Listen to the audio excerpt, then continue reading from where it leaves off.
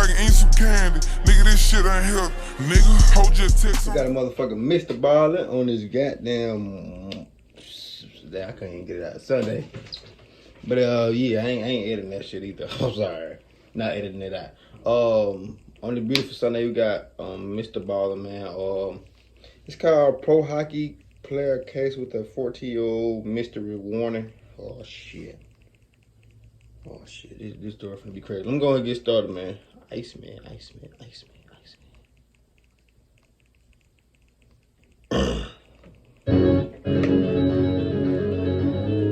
On August 9th, 1989, 23-year-old Duncan McPherson pulled his little red car into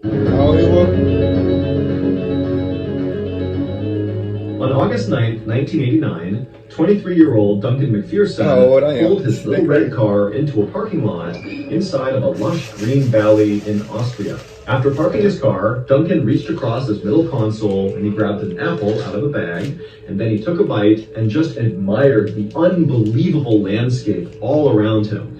He was near the Austrian Alps, and so there were literally just mountains jutting up everywhere. Duncan, who was originally from Every time we have a horrific warning graphic, it's always in a fucking Australia. Every time Mr. Ballen do these videos, it's always in Australia. I ain't going to Australia. Never. Canada had been this highly touted, unbelievable first-round draft pick by the New York Islanders back in 1984. The Islanders are a professional ice hockey team in the United States. But despite Duncan's incredible promise and athleticism, he just couldn't ever get it together, and so he never actually made the New York Islanders big league roster. Damn. And so in 1989, Duncan started to realize that maybe his hockey career was coming to an end. But instead of just hanging up his skates in frustration, Duncan decided he would pursue a different type of career that kept him still within the hockey world. He would become a coach. And so in 1989, Duncan had agreed to coach this small-time professional hockey team in Scotland. And for Duncan, his thought was, I'll go there, I'll learn how to be a good coach, and then down the road, I'll maybe have the opportunity to coach much more prominent and prestigious teams. But for my new goddamn subscribers, y'all I'm advised y'all not just watch one video too. I be looking at y'all comments, some of y'all comments, y'all be saying some stupid shit. That's how I know y'all be new. Y'all come in this bitch, sit the fuck down. I ain't like none of them fake ass YouTubers y'all be watching. Shit. Or moving to Scotland and beginning this new career. I'm telling y'all real shit and how I feel, nigga. Right now, not what y'all want me to feel. Because for basically his whole life, Duncan had been playing hockey around the clock, practically 7 days a week. Damn. You don't get to become a first-round draft pick unless hockey is your life. And so Duncan thought, you know what, before I begin this huge life transition, I'm going to just kick back and relax and go on a huge European vacation. And one of the first stops of this vacation was going to be the Austrian Alps, right in front of him. However, he wasn't just going to look at these incredible mountains, he was going to snowboard down them. Or more specifically, he was going to learn how to snowboard on these incredible mountains. I know. And so Duncan finished eating his apple. I'm gonna let it play. And then chucked the core into the bag, and then he hopped out of his car, shut the door, locked it, and then began walking across the parking lot towards the white gondola station. A gondola is like a ski lift, but much bigger. It's kind of like a small bus with lots of windows. I know it's connected to a cable, and that cable, which is elevated off the ground, pulls you up and down mountains. Now, typically, people ride gondolas just for the incredible view of the mountain from up high.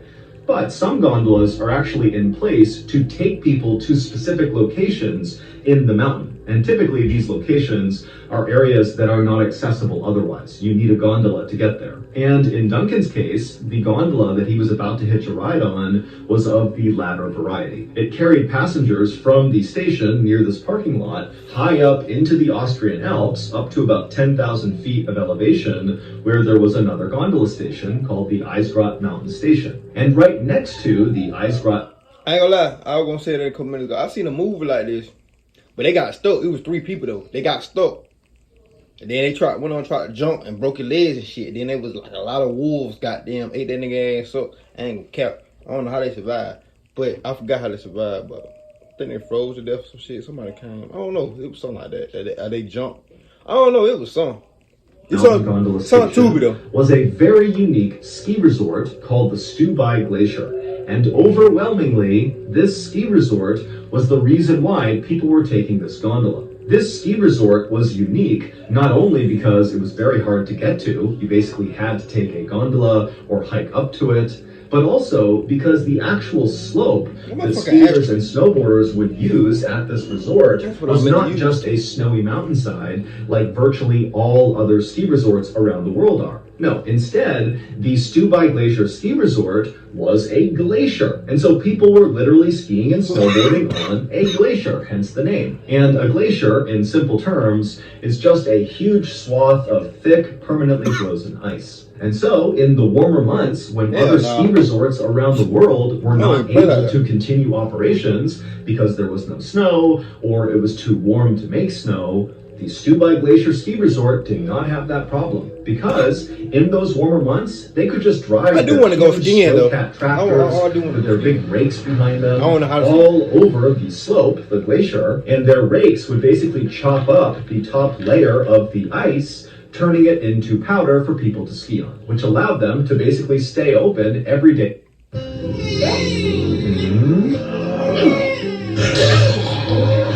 Damn, he left the babies. And so Duncan, back down in the parking lot, he walked over to the gondola station, he bought his gondola ticket, and then he hitched a ride on the first gondola that swung through the station. And after a slow but beautiful ride up into the mountains, where all that lush greenery down below in the valley was replaced by jagged snow and ice up in the Alps, Duncan finally saw the Stubai Glacier Ski Resort and the glacier itself right behind it that stretched up to the top of the mountain. A few minutes later, the gondola Duncan was on arrived at the Ice Rot Mountain Gondola Station, and Duncan, along with the others inside of the gondola, hopped off, and then Duncan immediately walked over to the resort and headed into the equipment rental store. And after getting his snowboard and his boots and all the other equipment he would need, he headed right back outside to wait for his instructor to arrive. Duncan had previously purchased a lesson with an instructor at the resort. It was set for 11 a.m. And so Duncan, he's out there at the foot of this glacier, and right at 11, an instructor walks over and introduces himself, and Duncan and the instructor immediately start getting into the basics of snowboarding, how to put your boots into your bindings, how to use the edges of your board. And then for a little while, the instructor and Duncan didn't go up the glacier. Instead, they just kind of worked on some basics on the flat ground right there. And then after the instructor felt like Duncan was ready to go, they both walked over to the tow rope, which is a way to get to the top of the slope. There's a cable that kind of rotates from the top to the bottom of the mountain, and there are all these bars attached to the cable, and skiers and snowboarders grab the bar while standing on their snowboard or their skis, and they literally get pulled up the mountain. And so Duncan and the instructor grabbed onto the tow rope, they made their way to the top of the glacier, and from there they pushed over to the start of the run. And once they were there, the instructor strapped into his snowboard, and then Duncan strapped into his, and then they were off, very slowly making their way, kind of like a falling leaf pattern. Duncan was not just going straight down the mountain, he's a beginner, and so it's very slow, very controlled, and as they went down, the instructor's giving Duncan tips, how to stay more on his edge, how to slow down, how to speed up. And very quickly, the instructor saw that Duncan was so good at balancing, his legs were so strong, likely because he was a professional hockey player. And so the instructor was telling Duncan the whole time they're going down how unbelievably good he was doing for his first lesson. And so finally, after about an hour of very slowly making their way all the way down this glacier, they reached the bottom where they had first been doing some flat ground stuff. And when they got there, it had started to rain. And it was raining bad enough that lots of people on the mountain were abandoning the mountain and running inside of the resort to get out from under the rain. And so the instructor, he looked at his watch and he realized they were almost at 1 p.m., which was the end of their lesson. And he said to Duncan, I don't think we have time to go back up, plus it's raining. Duncan said he didn't care about the rain, but he also understood that, it wasn't ideal conditions. And so they decided that even though there was a few minutes left, they would just cancel the lesson right there, and they would actually just go inside and grab lunch together. And so they made their way out of the rain into the resort, and when they went inside the resort, the instructor noticed that Duncan's sweater, which was underneath his yellow rain jacket, was totally soaked. And so he offered to Duncan, hey, do you want to take your sweater off and I'll hang it up inside my office, and by the end of the day it should be dry. And Duncan thought, great, that's fine. So he took off his wet sweater, he gave it to the instructor, and while the instructor was going to his office, Duncan went into the gift shop and he just bought a new sweater for the day. And after that, Duncan had his new sweater on with his rain jacket over it, and then he met the instructor in the cafeteria where they both sat down and had a nice meal. They got to know each other a little bit better. After they were done eating, both of them looked out the window and saw the rain had subsided, but in its place was lots of fog that was rolling in, and so very few people were going back onto the mountain. But the instructor told Duncan that, hey, you did so good today that you should really go back out there on your own this afternoon and practice. Do some runs, go nice and slow, same as I was teaching you, and then tomorrow, when we have our follow-up lesson, we can maybe, get into some more advanced things. Duncan thought that was a great idea. He said he would definitely go out there and practice on his own. And then the two men cleaned up, and the instructor made his way to meet his next client, and Duncan headed right... I dare you to tell me I should go back out there by myself. As you just seen it's getting cloudy and shit, and I ain't no professional. Like, snowboarder like you. I know I ain't tripping. I'm probably just high, bro. Probably just outside, grabbed his snowboard, and began walking towards the tow rope.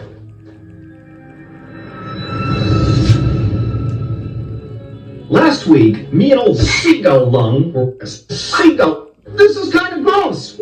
Okay, Oak Street. Back to the store. Finish. God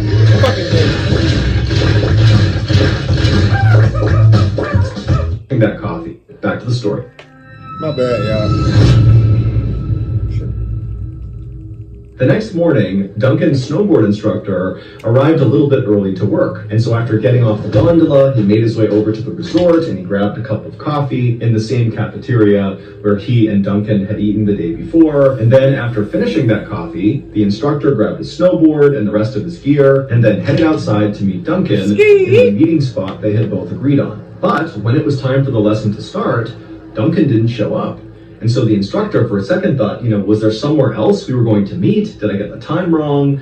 But he checked the time and he remembered the conversation he had with Duncan. They were going to meet at the foot of the tow rope and he was right there and Duncan wasn't.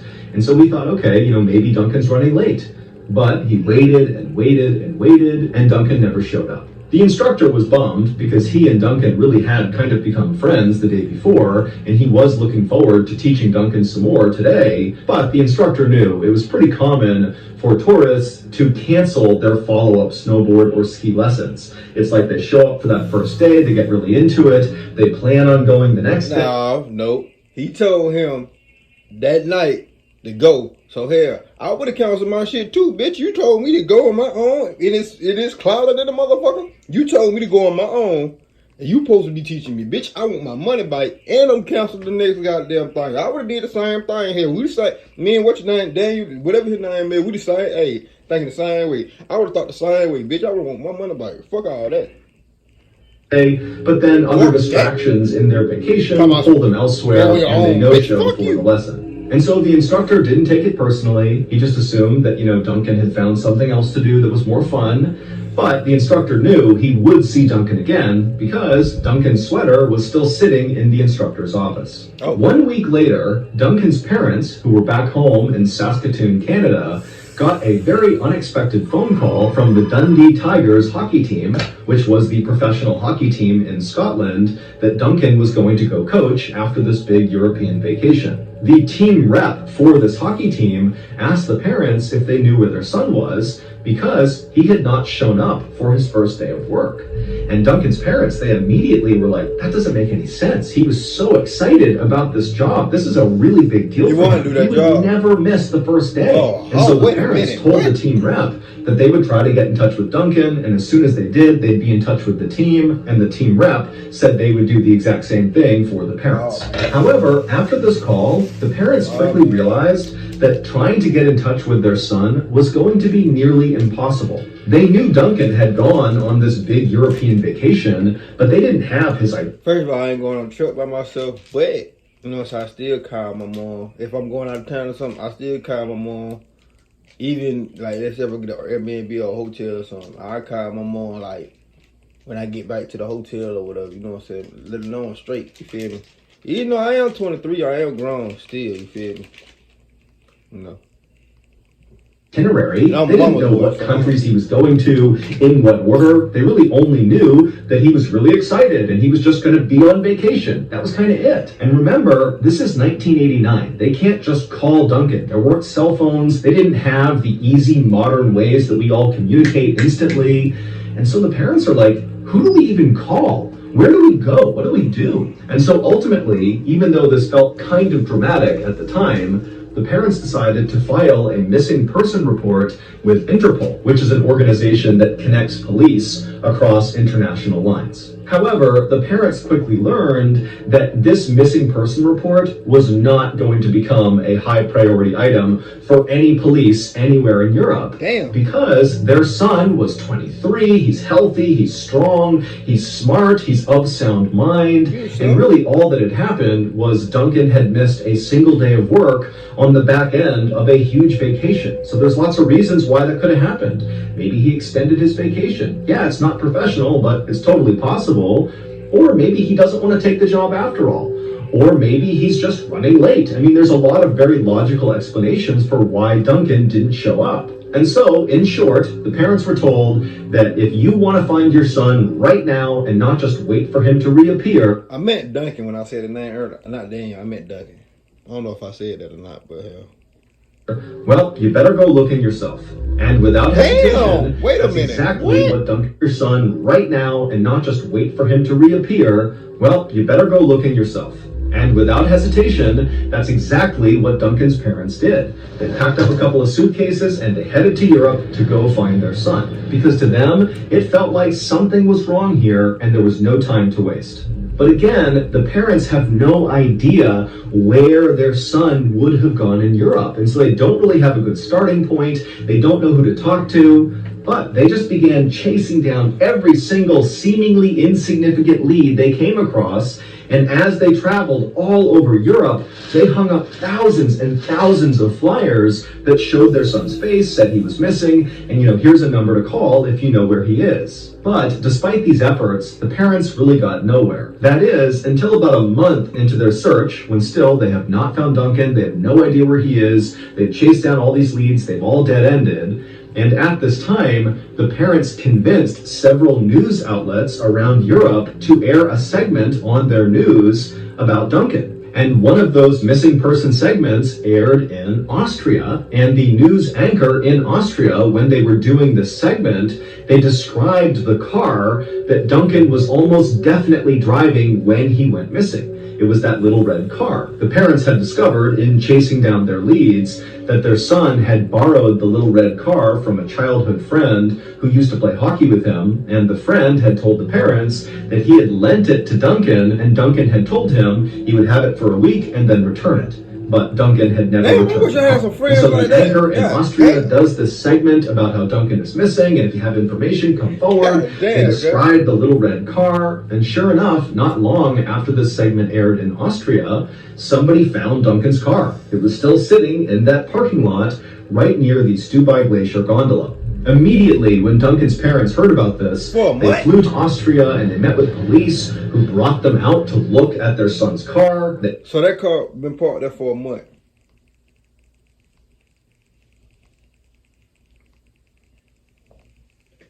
Okay. Had moved it, it was still just sitting where he had left it, and then also police showed the parents what they had found inside of the car, which included Duncan's passport, a letter to his girlfriend, where he talked about how excited he was to go to Scotland, and also a bag of rotten fruit. The police also told the parents that now, with the discovery of this vehicle, they were going to really lean into this missing person case to try to find their son, and that the next day they were going to launch this huge search of the area near where his car was to hopefully find Duncan. And so the parents, who were now cautiously optimistic that they might get some answers, they left the police and they went to a local hotel to rest up before the next day when they would be up early and join this huge search party. Shit. But when they got to that local hotel, God. That bitch hit my ass back for a minute. I ain't gonna count, but that guy hit my ass back for a minute. did what they always did everywhere they went in Europe. They began handing out all these missing person flyers with Duncan's face on them to everybody they saw in the lobby. They began hanging them up all over the hotel. And sure enough, just by completely random chance, they handed one of these flyers to Duncan's snowboard instructor. They handed it to him, he looked at it, and he did a double take, and he was like, I know him. And he explained how he taught Duncan how to snowboard, and then Duncan didn't show up the next day, and he just figured, okay, he blew it off to go do something else. But he'd come back for his sweater, but he never came back for his sweater, and he never heard from Duncan again. And so the parents, they have been searching all of Europe for a month, and they haven't talked to anybody who knew Duncan. They've gotten nowhere, and now they've just randomly stumbled on probably the last person to see Duncan before he went missing.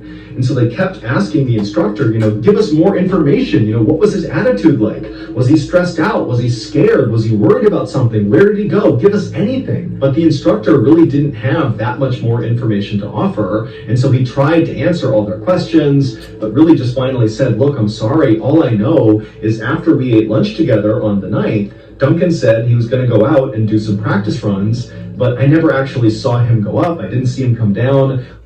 I don't know if I'm high or if I'm tripping. Y'all let me know. I'm probably tripping. And when I edit this video, I'm probably gonna realize I was tripping. But when they were sitting down, right, did Duncan say, I'm going? Or did the instructor kind of like, point, like tell him you should go out and I don't know. I probably go when I edit, I'm gonna realize that he said that, but I don't know. I forgot.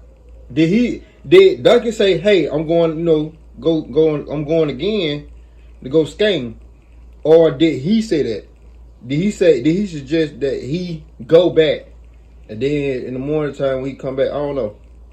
I just assumed he went up there and was kind of on his own for the day. And then, of course, the next day, I didn't see him, and he never came back. And so I'm sorry. That's all I know. And so the parents finally said, thank you so much for the information. Please get in touch with us if you remember anything. And the instructor said he would. And then after that, the parents made their way to their room, and they went to bed. The next morning, the parents got up early, and they headed to that parking lot where Duncan's car was. And there were all these people, police officers and volunteers that were there to be a part of this big search party. And so after the parents explained to the leaders of the search party what the instructor had told them, that very likely their son had been up at the Stubai Glacier Ski Resort when he went missing, the entire search party quickly hopped on gondolas and made their way up there. And all day, this search party combed this glacier up and down. They walked all around to the backside of this mountain. They rappelled down cliffs, and they hiked all over this entire segment of the mountain,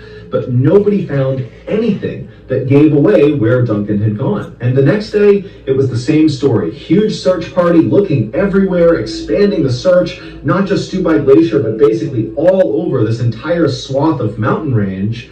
But still, they found nothing. And so, at the end of the second day, the authorities went up to Duncan's parents, and they told them that, unfortunately, we can't continue this search. We're calling it off. But Duncan's parents, they didn't call off the search. I know that, right? They continued searching for another 14 years. And over that time frame, they went back to Stubai Glacier over and over and over again. They searched it up and down. They knew all the staff members. They knew all the nooks and crannies of the entire place. But they never found any sign of their son. I just downloaded this app and boosted my credit score by 10 points for free. It's called Avon. Fast forward to July of 2003, so 14 years after Duncan had gone missing, and a Stubai Glacier ski resort, but they never found any sign of their son. Fast forward to July of 2003, so 14 years after Duncan had gone missing, and a Stubai Glacier ski resort employee was riding the tow rope towards the top of the mountain when they noticed there was a bright yellow piece of trash right in the middle of the slope. And so the employee rode the tow rope just a little bit higher, and then he let go and skied down to this yellow thing. He reached down and he began pulling on this piece of yellow, and suddenly he stopped. And absolutely horrified, he realized this was not trash. While no one knows for sure what happened to Duncan, here is the leading theory that Duncan's family and authorities, for the most part, agree on. Back on August 9th, 1989, after having lunch with his snowboard instructor, Duncan was feeling motivated to go back out and take some practice runs. And so he headed outside, he looked up at the glacier, there's all this fog rolling in, but it's not raining, and so nobody's on the slope, and so it's perfect for a beginner. He's gonna have this place to himself. And so he grabs his board, he makes his way over to the tow rope, he straps in, he grabs onto a bar, and he makes his way to the top. Once he gets off, he makes his way over to the start of the run, he puts his other foot into his binding, he makes sure he's all set, and then he stood up and began slowly kind of waffling his way down the completely vacant and very foggy slope. And as he was going along, he got more and more confident and began going a little bit faster and a little bit faster until finally he was basically just bombing it down the mountain, relying on his natural balance and strength to kind of keep him up. And then all of a sudden, he caught an edge and flipped forward and smashed into the ground. And when he did, he broke his leg. The unique danger to humans when it comes to glaciers is something called a crevasse. Basically, cracks form in the ice, and sometimes these cracks can be massive, like mind-bogglingly massive, hundreds and hundreds of feet, that if you fall into this thing, you're done. No one's getting you out of there. You are falling either to your death, or you're falling so far down that no one can get to you. Or, like in the case of Stubai Glacier Ski Resort, they had the issue of little crevasses forming kind of all over the place. Especially if it rained, the rain would begin to crack the ice, or if maybe it was warmer than usual, the ice would crack here and there. And so the resort was really good about constantly patrolling their slope to make sure no crevasses had formed anywhere on the slope. And so when you got to Stubai Glacier Ski Resort, you were warned that there is such a thing as a crevasse. This is a real glacier, so make sure you're looking around and don't fall into one. Well, because it had rained, a crevasse had formed, a small one, like a pothole, in the slope, but because it was so foggy because of the rain, as Duncan was bombing down, he didn't see it, and that's what he caught his edge on, causing him to fall and break his leg. And so Duncan, he's now stranded in the middle of the slope. He's not close enough to the bottom to where he could pull himself into the resort. He's not close enough to the top where he could get himself up there and talk to the tow lift operator. And so he's just kind of stranded. There's nobody on the mountain. It's so foggy, nobody can see him from the... A lot of things are, you know what I'm saying, experience from these movies like these, and when they get stuck and shit like that, I always think, take you some shit that you could burn, like a lighter oil, and some shit, or flame, or one of them flame guns. Take you a couple of them bitches out there.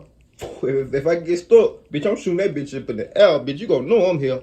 Or I'm shooting that bitch at a tree or something. If that don't work, if the first one don't work, I'm shooting that bitch at a tree, bro. Y'all just gonna have to come get that bitch. Y'all just gonna have to goddamn, you know, put some water on that motherfucker. As long as I get saved, I don't give a fuck what happens. Resort.